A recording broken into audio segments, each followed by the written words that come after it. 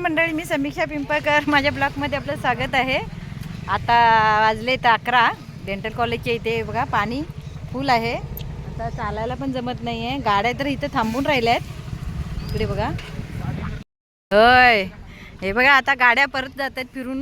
इकडे दापोली रोडवरून आलेल्या ह्या गाड्या सगळ्या थांबल्या आहेत पाणी इथं फुल भरल्यामुळे. तर इथून आता गाड्या तर सध्या जाऊ शकत नाही, आपण चालत जाऊ शकतो. पण पाणी एवढं आहे की गुडघ्यापर्यंत येते. ह्याच्यातनं मी आता चालत जाते. आपल्या तीनबत्तीवर जायचं होतं मला. बघूया कसं चाललं आहे. बहुतेक जण काय जण गेले या पाण्यातनं. तर हे बघा येतोय पाण्यातून, तर त्याचं पण पाणी गुडघ्यापर्यंत पाणी आहे. बघूया. आता आमच्या इथे डेंटल कॉलेज आहे. नारिंगी नदीचं पाणी हे रस्त्यावर आलेलं फुल. मी आता पाण्याच्या मधोमध आहे, चालले तीनबत्तीवर. बघूया. हे बघा आता गाडी घेऊन चालले त्या पाण्यातनं. अहो सावकाश, पाणी फुल आहे.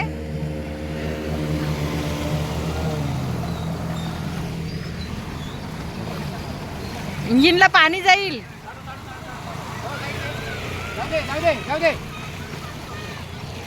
अरे काय पाणी आलंय ना भरपूर. हा, महापूर झालंय ना खेडला पण तीनबत्तीवर. ह्या पाण्यातनं मी चालले खेडला. थोडंसं काम आहे म्हणून चालले. तर गुडघाभर पाणी आहे. बाय.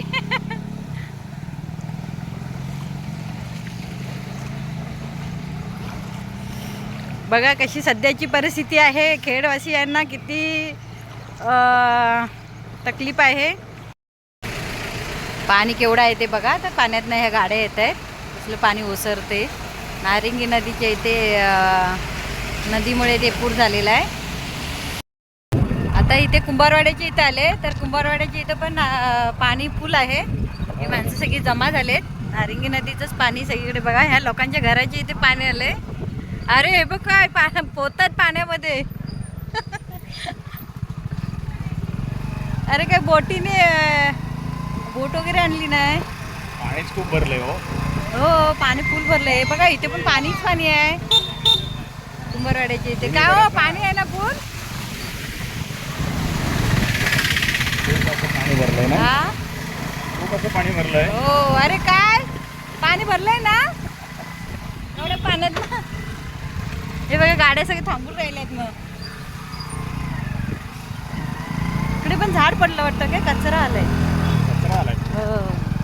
पाणी सोडल्याशिवाय असं होणारच नाही. नाही नाथूनगरचं पाणी सोडलं असेल. सकाळी 6 वाजता पाणी होतं, पण आता बराच उशीर झाला ना. पाऊस थांबलाय तर पाणी उतरायला पाहिजे होतं.